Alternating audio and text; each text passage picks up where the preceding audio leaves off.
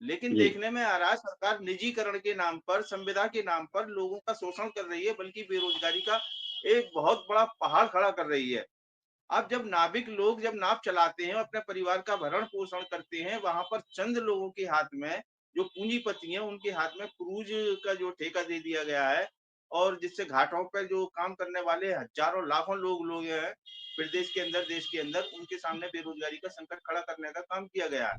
जय मूलवासी बोल 85 जय मूल निवासी मूल निवासी नारा है भारत देश हमारा है मूल निवासी नारा है भारत देश हमारा है। और गौ भक्त जो है उनको गाय के नाम पर कोई भी या भैंस का या बकरे का, मुर्गे का काम कर रहा है, उनको गाय के नाम पर जो है प्रताड़ित किया जाता है और मुकदमे भी लगाए जाते हैं।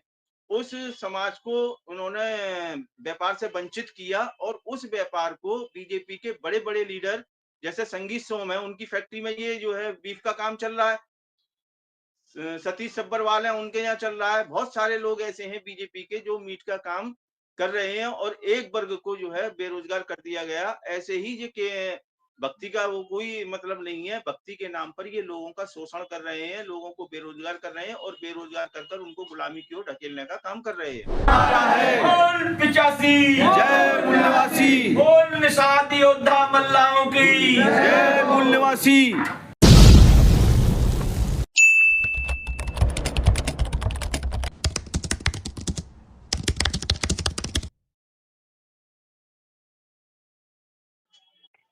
साथियों नमस्कार, हमारे साथ जुड़ चुके हैं माननीय मिराज अली जी जो जिलाध्यक्ष हैं बहुजन मुक्ति पार्टी मथुरा से। और वहाँ पर एक आंदोलन किया गया है कि जो नाविक लोग हैं, जो निषाद जाति के लोग हैं, उनकी रोज़ी-रोटी का सवाल बनाया है, उनके बच्चों के पालन-पोषण का सवाल बनाया है, जिससे पुश्तैनी पेशा उनका खतरे में पड़ गया है। तो मिराज अली जी हमारे साथ बने हुए हैं और हम उनसे जानना चाहेंगे सारी सिचुएशन वहाँ पे क्या चल रही है और इवन पूरे देश में कमोबेश बताया जा रहा है कि ये सिचुएशन चल रही है। तो आइए सर से बात करते हैं और स्थिति जानने की कोशिश करते हैं कि क्या कुछ वहाँ पे चल रहा है, पूरे देश में हालात क्या है। सर सबसे पहले स्वागत है आपका हमारे चैनल पे। जी, जी। सर क्या मामला है ये नाविक लोगों का, निषाद लोगों का, मल्लाह लोगों का वहाँ पे जो चल रहा है बहुजन मुक्ति पार्टी के थ्रू? सर ये जो मामला है नाविक लोगों का, दरअसल ये है कि जो सरकार ने अभी एक योजना चलाई थी, कौशल विकास योजना, शायद आपने सुना होगा। उस जी, कौशल विकास योजना के अंतर्गत ये बताया गया था कि जो जिसका पुश्तैनी कार्य है, उसको सरकार जी, बढ़ावा देगी और उसमें जो भी आर्थिक सहयोग होगा वो भी करेगी। लेकिन जी। देखने में आ रहा है सरकार निजीकरण के नाम पर, संविदा के नाम पर लोगों का शोषण कर रही है, बल्कि बेरोजगारी का एक बहुत बड़ा पहाड़ खड़ा कर रही है।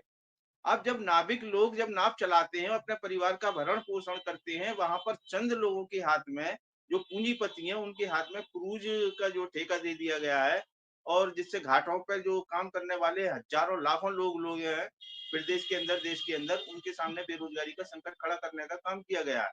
ये सरकार निजीकरण कर जो कहते हैं ना मनुस्मृति के दौर में जिस तरीके का दौर था कि वहाँ पर लोगों को गुलाम बनाने का जो कार्य किया गया था, वही कार्य ये सरकार कर रही है। तो कमोबेश बताया जा रहा है कि ये स्थिति पूरे देश में है। जी, तो जी, बिल्कुल क्या पूरे कुछ देश में मामला ये क्या क्या कुछ मामला चलाया गया सर वहाँ पे बहुजन मुक्ति पार्टी के द्वारा? सर बहुजन मुक्ति पार्टी के द्वारा ये मामला वहाँ पर हमने एक मीटिंग ली थी और मीटिंग लेने के बाद में वहाँ पर ये निर्णय लिया गया है कि इसको राष्ट्रव्यापी आंदोलन बनाया जाएगा और जो भी मतलब वो इसको लागू कराने के लिए, इसको हटाने के लिए जो क्रूज़ लगाए गए हैं, इनको हटाने के लिए जो भी आंदोलन करना पड़ेगा, हम क आंदोलन करेंगे। सर बताया जाता है कि बीजेपी तो भगवान राम की भक्त है और निषाद लोगों ने भगवान राम को नदी पार कराया था। जी। तो ऐसा क्या हो गया कि दोनों भक्त जो है वो बीजेपी एक भक्त है और निषाद जी भक्त है। एक भक्त दूसरे दूसरे भक्त के पेट पर लात मार रहा है। ये तो मामला समझ में नहीं आ रहा है। देखिए सर, ये भक्ति का कोई मामला है ही नहीं, ये भक्ति के नाम पर जो है लोगों को ठगने का काम करते हैं। मैं अभी आपको एक चीज़ बता दूँ, देश के अंदर एक वर्ग जो था, जो जिसे कुरैशी समाज कहते हैं, वो मूल रूप से मीट के व्यापार से जुड़ा हुआ है। उसको छीनकर यानी गौ भक्त उनके पीछे लगा दिए गए और गौ भक्त जो है उनको गाय के नाम पर कोई भी या भैंस का या बकरे का, मुर्गे का काम कर रहा है, उनको गाय के नाम पर जो है प्रताड़ित किया जाता है और मुकदमे भी लगाए जाते हैं। उस समाज को उन्होंने व्यापार से वंचित किया और उस व्यापार को बीजेपी के बड़े-बड़े लीडर जैसे संगीत सोम है, उनकी फैक्ट्री में ये जो है बीफ का काम चल रहा है।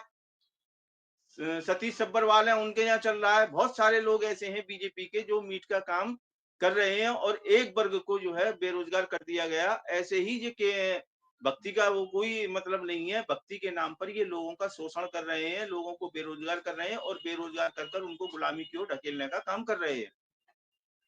सर एक सवाल पैदा होता है कि निषाद जाति के बहुत सारे प्रतिनिधि भी हैं, रिप्रेजेंटेटिव भी हैं। वो लोग का क्या रुख है? जो निषाद जाति के पेट पर लात मारा जा रहा है सरकारी तंत्र के द्वारा निजीकरण करके। देखिए, निषाद जाति के जो नेता हैं, मैं उनके बारे में तो कुछ नहीं कहना चाहूँगा, लेकिन उनका जो उद्देश्य है, वो सरकार के कहीं न कहीं दाएँ हैंड बने हुए हैं। उनको जो है केवल अपने से मतलब है, समाज से कोई मतलब नहीं है। इसी संदर्भ में बाबा साहब डॉक्टर भीमराव अम्बेडकर ने एक बात कहा था जब पूना पैक्ट लागू हुआ था। उस समय उन्होंने कहा था कि अब मेरे समाज में लाल नहीं दलाल पैदा होंगे। तो लोग वोट तो समाज का लेते हैं, लेकिन समाज का काम नहीं करते, वह अपने निजी स्वार्थों में लग जाते हैं, पार्टियों के लिए पार्टियों के गुलाम हो जाते हैं। इसीलिए बाबा साहब ने ये बात कही थी। तो मुझे ये कहने में कतई गुरेज नहीं है कि बाबा साहब का कथन बिल्कुल सत्य सिद्ध हो रहा है और ये बात जो है हम लोगों को जितनी जल्दी समझ लेनी चाहिए, समझ में आ जानी चाहिए, हमारे लिए उतना ही अच्छा होगा। निषाद जातियों के कितने संगठन अभी तक इस मुद्दे को लेकर के, इस समस्या को लेकर के संपर्क में आए हैं सर पूरे देश में? देखिए, निषाद जाति के अलग-अलग प्लेटफ़ार्मों से इस मामले को लेकर गए हैं, लेकिन उनको कोई सफलता प्राप्त नहीं हुई है। लेकिन बहुजन मुक्ति पार्टी इस मामले को जो राष्ट्रव्यापी आंदोलन बनाकर और इस मुद्दे का समाधान कराएगी। क्या संदेश देना चाहेंगे सर निषाद जाति को इस समस्या को लेकर के? मैं निषाद जाति को ये संदेश देना चाहूँगा कि वे जो है बहुजन मुक्ति पार्टी जो आपकी अपनी पार्टी है, आपके प्रतिनिधित्व की पार्टी है, आपको बहुजन मुक्ति पार्टी के बैनर तले इस आंदोलन को राष्ट्रव्यापी आंदोलन बनाने में सहयोग करना चाहिए और अगर हम साथ सहयोग करते हैं तो इस आंदोलन में हम ज़रूर सफल होंगे। ओके सर, बहुत-बहुत धन्यवाद। जी, धन्यवाद सर।